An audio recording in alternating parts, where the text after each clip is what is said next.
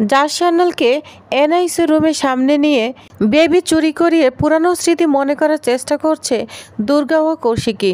Happy ever 70 দেখা যাবে আজকের পর্বে। বিস্তারিত জানতে ভিডিওতে একটি লাইক দিয়ে পুরো ভিডিওটি দেখতে থাকুন। গল্পের শুরুতেই আমরা দেখতে পাবো চন্দ্রনাথ মুখার্জি দুর্গার ফোন নিয়ে বলে, আমি ফোনটা নিয়ে যাচ্ছি, অফিসে যাচ্ছি, দুর্গাকে দিয়ে দিব। এই বলে দুর্গার ফোন নিয়ে যখন চলে যাবে চন্দ্রনাথ, তখনই পিছন দিক থেকে একদম খাপ করে হাতটা ধরে ফেলে জগদ্ধাত্রী। এমন শক্ত করে হাতটা ধরে চন্দ্রনাথ মুখার্জি কিছুতেই হাতটা ছাড়াতে পারছে না। আর তখন চন্দ্রনাথ বলে, কি হচ্ছে, হাত ছাড়ো আমার। তখন এক টান দিয়ে জগদ্ধাত্রী ফোনটা নিয়ে নেয় আর বলতে থাকে, আমার মেয়ের ফোন আপনি কেন ক্যারি করবেন চাঁদবদন? এটা আমি তো এলাও করব না। বৈদেহী মুখার্জি, ওনাকে বুঝিয়ে বলে দিন নিজের সীমার মধ্যে থাকতে, তা না হলে কিন্তু একদিকে জগদ্ধাত্রী অন্যদিকে দুর্গা, দুজন মিলে ধরলে উনি কিন্তু পেরে উঠবেন না। এটা ভালো করে বুঝিয়ে দিন। শুনুন চাঁদবদন, আমরা দুজন যদি আপনাকে ঘিরে ধরি না, তাহলে কিন্তু আপনার কিন্তু আর নিস্তার নেই, বুঝতে পেরেছেন? এটা বলে জগদ্ধাত্রী ওইখান থেকে চলে যায়। আর তখন চন্দ্রনাথ বলতে থাকে, বৌদি আমি যাচ্ছি, কিছুতে একটা গন্ডগোল রয়েছে, বুঝলে, আমি অফিসে যাচ্ছি। এই বলে চন্দ্রনাথ অফিসে চলে যায়। আর তখন বৈদেহী বলতে থাকে, আমি তো ওদের দুজনকে একসঙ্গে দেখেছি। না না, আমি একজনের পিঠ দেখেছি, আরেকজনের মুখ দেখেছি। অবশ্যই এর মধ্যে কোনো গন্ডগোল রয়েছে, তা না হলে ঠাকুরপো এবং মেহেন্দি কিছুতেই তাদের সন্দেহ যাচ্ছে না, তারা কি সন্দেহ করছে। এটা বলে চিন্তা করতে থাকে বৈদেহী। এদিকে চন্দ্রনাথ মুখার্জি অফিসে চলে এসেছে। অফিসের রিসেপশনিক মেয়েটা বলে, এখন তো ম্যামের কেবিনে ঢোকা যাবে না, কারণ ম্যাম কেবিনে নেই। যা শুনে চন্দ্রনাথ বলতে থাকে, সকাল থেকে এসেছিল? তখন মেয়েটা বলতে থাকে, আমি বলতে পারবো না স্যার, এই ফ্লোরে তো এখনো আসেনি, তবে শুনেছি ওয়ার্কশপে কিছু একটা কাজ রয়েছে, ওইখানেই গিয়েছে। তখন চন্দ্রনাথ বলে, ওইখানে গিয়েছে নাকি তোমার ম্যাম ধোঁকা দিচ্ছে? তখন বলে, কি বলেন স্যার, আমি তো কিছু বুঝতে পারছি না। তখন চন্দ্রনাথ বলে, হ্যাঁ হ্যাঁ ঠিক বলেছ, এটা তোমাকে বুঝতে হবে না, তোমার অবশ্য না বোঝারই কথা। আচ্ছা তোমাদের ফোনগুলো তো বিজি থাকে কেন? আমি এতবার ফোন করেও কেন ফোনে পাচ্ছি না? তখন বলে, স্যার আসলে এত বড় চ্যানেল তো একজনের পর একজন ফোন করতেই থাকে। আর তখন চন্দ্রনাথ বলে, আচ্ছা ঠিক আছে, তুমি দুর্গাকে ফোন করো যে দুর্গা ওইখানে আছে কিনা।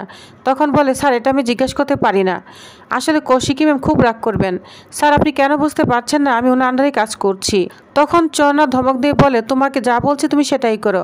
আচ্ছা ঠিক আছে, তুমি ফোন করবে না তো, আমিই ফোন করছি। চন্দ্রনাথ মুখার্জি ফোন করার আগেই দুর্গা পিছন দিক থেকে দেখে ফোন করে আর বলে, হ্যাঁ আপনি কাকে ফোন করছেন? মানে আপনি কি কাউকে খুঁজছেন? রিসেপশনের ফোন থেকে ফোন করছেন, আপনার নিজের ফোন নেই নাকি সেটাও বেচে দিয়েছেন? আর তখন চন্দ্রনাথ বলে, তুমি কি বলতে চাচ্ছ? দুর্গা বলে, আমি বলতে চাচ্ছি আপনি অফিসের রিসেপশন থেকে ফোন করেছেন, কাকে? তখন চন্দ্রনাথ বলে, আমি তোমাকেই খুঁজছি, তুমি কোথায়? আর তখন দুর্গা বলে, জাস্ট ঘুরে দাঁড়ান। তখন অবাক হয়ে যায় চন্দ্রনাথ, পিছনের দিকে তাকালে সে দুর্গাকে দেখতে পায়। তখন চন্দ্রনাথ বলে, দুর্গা তুমি এখানে? আর তখন দুর্গা বলে, একদম দুর্গা বলে ডাকবেন না, ম্যাডাম বলে ডাকবেন। তখন চন্দ্রনাথ বলে, আমি তোমাকে ম্যাডাম বলে ডাকবো? তখন দুর্গা বলে, হ্যাঁ একদম একদম ম্যাডাম বলে ডাকবেন, বুঝতে পেরেছেন? আর শুনুন, এখানে কি হচ্ছিল, এত চেঁচামেচি চিৎকার কেন করছেন? আর আপনি এত অধৈর্য কেন বলুন তো, আপনার সমস্যাটা কোথায়? তখন চন্দ্রনাথ বলে, আমি তোমাকে ফোন করেছিলাম, তোমার মায়ের কাছ থেকে জেনে আমি তোমাকে ফোন করেছিলাম। তোমার ফোনটা তো তোমার মায়ের কাছেই ছিল, তা ফোন তুমি কোথায় পেলে? তখন দুর্গা বলে, আমার মা পাঠিয়ে দিয়েছে। তখন চন্দ্রনাথ বলে, কাকে দিয়ে পাঠিয়েছে? আচ্ছা আপনি আমাকে এত প্রশ্ন করছেন কেন বলুন তো? নিজের লিমিটের মধ্যে থাকুন, বুঝতে পেরেছেন? ভুলে যাবেন না আপনি কিন্তু এখনো কোম্পানির মালিকের সাথেই কথা বলছেন। বেশি বাড়াবাড়ি করলে কি করব বলুন তো? সুজা অর্ধচন্দ্র দিয়ে অফিসের বাইরে, বুঝতে পেরেছেন? আর তখন চন্দ্রনাথ রেগে যায়, বলছে, দুর্গা তোমার এত বড় সাহস যে তুমি আমাকে এত বড় কথা বলো? আর তখন দুর্গা বলে, মরিচাকার পিছনে ছুটবেন না, বুঝতে পেরেছেন? সোনার হরিণ সত্যিকারই নেই, কথাটা বুঝলেন না তাই তো? তখনই দেখা যায় ওইখানে উৎসব যাচ্ছে। উৎসব বলে, শুনুন আপনি কোথায় যাচ্ছেন? আমি মানে আসলে একটা সাইন করাতেই যাচ্ছি। তখন দুর্গা বলে, আপনি আজকে কয়টায় ঢুকেছেন? তখন উৎসব কোনো কথাই বলে না। তখন দুর্গা বলে, আপনি 11টায় ঢুকেছেন, এত কেন লেট হলো? তখন উৎসব আমতা আমতা করতে থাকে, বলছে লেট হয়ে গিয়েছে। তখন দুর্গা বলে, এরকম লেট হলে কিন্তু চলবে না, কালকে থেকে যদি আপনার এরকম লেট হয় না, তাহলে কিন্তু আমি আপনার মাস থেকে স্যালারিটা কেটে নিব, বুঝতে পেরেছেন? যা শুনে অনেক ভয় পেয়ে যায়, যা শুনে অবাক হয়ে যায় উৎসব। তখন দুর্গা বলে, উদ্ধার করে দিয়েছি, বুঝতে পেরেছেন? শেষবারের মতো বেল হয়ে গিয়েছে, এরপর বেকসুর খালাস হয়ে যাবেন। কিন্তু শেষবারের মতো উৎসব মুখার্জি, এরপর যদি কোনো অপরাধ করেছ, আমি যেমন 10 হাতে সবকিছু রক্ষা করতে পারি, তেমন কিন্তু একেবারে ত্রিশূল বিধিয়ে শেষ করেও দিতে পারি। যা শুনে চন্দ্রাত এবং উৎসব অবাক হয়ে যায়। আর তখন দুর্গা উৎসবকে বলে, কথাটা না মাথায় রাখবেন। এরপর দুর্গা উৎসবকে বলে, যান সিকিউরিটি ডাকেন। আর তখন উৎসব সিকিউরিটি ডেকে দেয়। সিকিউরিটিকে বলে, এই চাঁদবোদন মানে চন্দ্রনাথ যাতে কখনোই কেবিনের দিকে আসতে না পারে, যদি আসে না তাহলে কিন্তু আপনার চাকরি থাকবে না, বুঝতে পেরেছেন? আর তখন সিকিউরিটি চাঁদবোদনকে অপমান করে ওইখান থেকে নিয়ে যায়। তখন খুব অবাক হয়ে তাকিয়ে থাকে চাঁদবোদন। অন্যদিকে উৎসব বলে, আসলে আমি একটা সাইন করতে এসেছিলাম, মনে নেই। তখন সাইনটা করিয়ে নিয়ে যায় উৎসব আর বলে, হ্যাঁ অনেস্টলি কাজ করে যান, বুঝতে পেরেছেন? কালকে কোর্টে দেখা হবে। কালকে না কোর্টে ডেট পড়েছে, ঠিক মতো চলে আসবেন। আমি না একটা সার্কাস দেখাবো। তখন উৎসব বলতে থাকে, আমিও সার্কাস দেখাবো দুর্গা। আমি তো এখন গিরগিটি হয়ে গিয়েছি, রং পাল্টে নিয়েছি। এখন তুমি যা বলবে তেমনই চলবে। সুযোগ পেলেই না এই উৎসব মুখার্জি কি করতে পারে তুমি কল্পনাও করতে পারবে না। এটা বলে উৎসব অবাক হয়ে দুর্গার দিকে তাকিয়ে থাকে আর সাইনটা করিয়ে ওইখান থেকে চলে যায়। তখনই ওইখানে কৌশিকী এবং ডক্টর শ্রীমতী চলে আসে। কৌশিকী দুর্গাকে বলে, দুর্গা তুই এই খেলাটা কতদিন খেলবি? কতদিন? এটা কিন্তু খুব কঠিন হয়ে যাচ্ছে, বুঝতে পেরেছিস? এই খেলাটা কিন্তু অনেক কঠিন হয়ে যাচ্ছে। এক সময় পরে গিয়ে তুই দেখবি তুই নিজের কাছে নিজে হেরে গিয়েছিস। নিজের কাছে নিজে হেরে গিয়েছিস, শুধুমাত্র মুখার্জি পরিবারের সবার কাছে নয়, তুই নিজের কাছে হেরে যাবি। দুর্গা তুই কিন্তু বুঝতে পারছিস না, তুই যদি একবার ধরা পড়ে যাস না যে তুই জগদ্ধাত্রী সেজে সবাইকে বোকা বানাচ্ছিস, তুই কিন্তু কেসটা হেরে যাবে। এই কেসটা তুই একদম হেরে যাবে, ওই মুখার্জি পরিবারের সকলের কাছে না, তুই হাস্যকর হয়ে উঠবি। তারপর ব্যাস ওরা সবাই মিলে তোর মাকে কোর্টে নিয়ে যাবে, ওইখানে প্রডিউস করবে।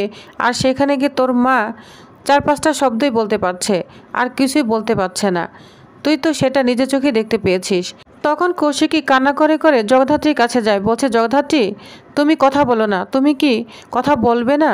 তুমি কোর্টে দাঁড়িয়ে সবার সামনে নিজের মুখের সবটা কি বলবে না? তুমি কি কাউকে জানাবে না যে তোমার সাথে আসলে কি হয়েছিল? এটা কি কেউ জানতে পারবে না জগদ্ধাত্রী? তুমি নিজেই তো সবটা সাক্ষী, তুমি ছাড়া তো এই কেসটা জেতা অসম্ভব জগদ্ধাত্রী। এই বলে কৌশিকী অনেক ইমোশনাল হয়ে পড়ে, কিন্তু জগদ্ধাত্রী কোনো কথাই বলে না, শুধু ফেল ফেল করে তাকিয়ে আছে। কিরে দুর্গা তুই চুপ করে আছিস কেন, কোনো কথা বলছিস না কেন? তখন দুর্গা বল, আমি বুঝতে পারছি না কৌশিকী, আমিও না খুব দিশাহারা হয়ে পড়ছি জানিস তো। আরে প্রতিটা মুহূর্তে ওই বৈদেহী মুখার্জি, মেহেন্দি মুখার্জি, উৎসব, চাঁদবোদন ওরা আমার উপর নজর রাখছে, ফলো করছে আমাকে। তখন কৌশিকী বলে, আমি জানি যে কোনো মুহূর্তে আমিও ধরা পড়ে যেতে পারি। তখন দুর্গা বলে, তাহলে কি করা যায় বলতো কৌশিকী, কি করবো আমরা এখন? আমার মাথায় তো কোনো কাজই করছে না। তখন কৌশিকী ডক্টর শ্রীমতীকে বলে, আচ্ছা ডক্টর আপনি একবার বলুন তো, কিছুই তো বুঝতে পারছি না। তখন ডক্টর শ্রীমতী বলে, ও তো ফিজিক্যালি ফিট, এটা তো আমি আগেই বলেছি, কিন্তু রেসপন্স কখন করবে, কিভাবে করবে, এটা বলা খুব ডিফিকাল্ট। এত বছর ধরে যে অন্ধকারের মধ্যে তলিয়ে আছে, সে অন্ধকারের আস্তরণ এখনো সরে যায়নি। তবে যেভাবেই হোক এই অন্ধকার থেকে ওকে বের করতেই হবে। আর হাতে মাত্র 24 ঘন্টা বাকি। তখন কৌশিকী বলে, হ্যাঁ 24 ঘন্টা আছে, আর এই 24 ঘন্টার মধ্যে যা করার করতে হবে। এটা বলে কৌশিকী অবাক হয়ে তাকিয়ে থাকে। অন্যদিকে দেখা যায় দিবাসেনের কাছে বৈদেহী মুখার্জি চলে এসেছে। দিবাসেনও সে একই কথা বলতে থাকে, আর হাতে মাত্র 24 ঘন্টা। এই 24 ঘন্টার মধ্যেই যা খুশি করতে হবে। কি করব আমরা? তখন মেহেন্দিও চলে আসে। মেহেন্দি বলে, কি করব আমরা, কি করতে পারি? যা যা করা তা তো সবই করা হয়েছে। জগদ্ধাত্রীকে, ইনফ্যাক্ট দুর্গাকেও আমরা প্রশ্ন করে গিয়েছি, কিন্তু ওরা সমস্ত প্রশ্নের উত্তর নিখুঁতভাবে দিয়েছে, শুধু একটা জায়গা ছাড়া। তখন দিবাসেন বলে, কোন জায়গা? মেহেন্দি বলে, সায়েন্স ল্যাঙ্গুয়েজ। সাইন ল্যাঙ্গুয়েজটাই জগদ্ধাত্রী মুখার্জি ভুল বলেছে। আমি সাইন ল্যাঙ্গুয়েজটা অল্প অল্প বুঝতে পারি, আর সেদিন সায়েন্স ল্যাঙ্গুয়েজটা ভুল বলেছিল জগদ্ধাত্রী। কিন্তু কিভাবে সাইন ল্যাঙ্গুয়েজ তো জগদ্ধাত্রী ভুল বলতে পারে না, এটা সম্ভব নয়। আর সেখানেই আমার খটকা, কিন্তু এছাড়া আর কোনো জায়গায় আমি খটকা পাচ্ছি না। এসব কিছু মিলিয়ে জগদ্ধাত্রী সম্পূর্ণ সুস্থ আছে। তখন দিবাসেন বলে, সে তো আমি দেখেছি, কিন্তু ওকে তো আটকাতে হবে। ও যদি কোর্টে যায় তাহলে কিন্তু আমি, তুমি, বৈদেহী মুখার্জি, উৎসব মুখার্জি সবাই কিন্তু একটা জালে পড়ে যাব। একটা টান মারবে, আমাদের 4 জনকেই কিন্তু জেলে নিয়ে পড়বে, বুঝতে পেরেছ? তখন বৈদেহী মুখার্জি বলে, না না, এ থেকে বের হবার জন্য তো একটা উপায় বের করতেই হবে।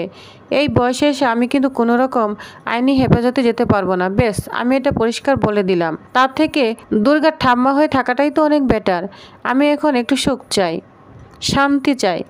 আরে বাবা, বয়সটা তো বেড়েছে আমার, নাকি? আর তখন দিবা সেন বলে, আপনি কি চান নট ইম্পর্টেন্ট, সিচুয়েশনটা কি চাচ্ছে সেটা ভাবুন। তখন মেহেন্দি বলে, রাইট, আমি এটাই বোঝানোর চেষ্টা করছি আপনাদের। জগদ্ধাত্রীকে যে করেই হোক আটকাতেই হবে।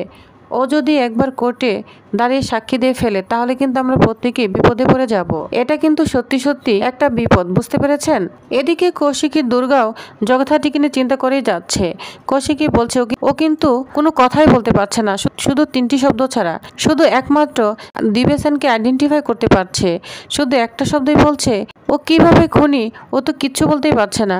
উকিল সাহেবের একটা প্রশ্নের উত্তর দিতে পারছে না। জজ সাহেবের সামনে শুধু আননেসেসারি একটা সিন ক্রিয়েট করা হবে, আর কিচ্ছু না। আর কেসটাতে না এটাই প্রমাণ হয়ে যাবে আজকে যা কিছু হয়েছে, জগদ্ধাত্রী যা কিছু হয়েছে সবটাই চিকিৎসার গাফলতির জন্যই হয়েছে। আর এটাই প্রমাণ হবে, সারাটা জীবন আমাদেরকে আফসোস করে যেতে হবে। আর তখন দুর্গা বলে, আমি রাজি নই কৌশিকী, আমি কিন্তু আফসোস করতে একদমই রাজি নই। কেসটা আমাদের যেভাবেই হোক জিততেই হবে, যেভাবেই হোক কেসটা আমরাই জিতবো, বুঝলি? হ্যাঁ, কোর্টে হয়তো এটা প্রমাণ করা যাবে যে চিকিৎসার গাফলতির জন্য আজকে আমার মায়ের এই অবস্থা। আমার কাছে তো আমার মাকে আসতেই হবে, আমার মাকে জড়িয়ে ধরতেই হবে, আমাকে আদর করতেই হবে। আমি এত বছর পর আমার মাকে পেয়েছি, আর আমারও তো সংসার হবে, বুঝতে পেরেছিস? আমারও তো একদিন সংসার হবে। বল, সংসার হবে না? আমার মা আমার বিয়েতে আমাকে আশীর্বাদ করবে না? বল না, আমার মা থাকবে না আমার বিয়েতে? বলছিস না কেন কৌশিকী? আমি সারা জীবন আমার মাকে পাইনি, আমি আমার বাবাকে পাইনি, আমি আমার আত্মীয়স্বজন কাউকেই পাইনি সারাটা জীবন। এই বলে দুর্গা খুব কান্না করছে আর বলছে, আমার এখন সবাইকেই চাই কৌশিকী, সবাইকেই চাই। আমার কিন্তু আর ভাল লাগছে না এসব কেজরা ফেজরা না, আমার একদম ভালো লাগছে না। আমার কিচ্ছু চাই না, কিচ্ছু দরকার নেই। তখন কৌশিকী বলে, অবশ্যই দরকার আছে দুর্গা, পানিশমেন্ট দেওয়ার দরকার আছে। তখন ডক্টর শ্রীমতী বলতে থাকে, কি করে হবে? আমি স্পষ্ট দেখতে পাচ্ছি ও ফিজিক্যালি ফিট। কিন্তু তখন কৌশিকী বলে, এই জগদ্ধাত্রী, কথা বলো না জগদ্ধাত্রী, একটু কথা বলো। তখন জগদ্ধাত্রী খুনি খুনি করে কথা বলতে থাকে, বলছে খুনি, ও খুনি, দিবা সেন খুনি, কৌশিকী। এটা বলে কৌশিকীর দিকে তাকিয়ে থেকে জগদ্ধাত্রী আর কান্না করতে থাকে, যা দেখে দুর্গা অবাক হয়ে যায়। তো প্রিভিয়াস, তাহলে আপনাদের কি মনে হয়, তাহলে কি জগদ্ধাত্রীর সব কিছু মনে পড়ে গিয়েছে, সুস্থ হয়ে গিয়েছে জগদ্ধাত্রী? তো আপনাদের কি মনে হয় অবশ্যই জানাবেন। তো নেক্সট আকর্ষণীয় পর্বটি পেতে অবশ্যই আমার সাথেই থাকুন। ধন্যবাদ।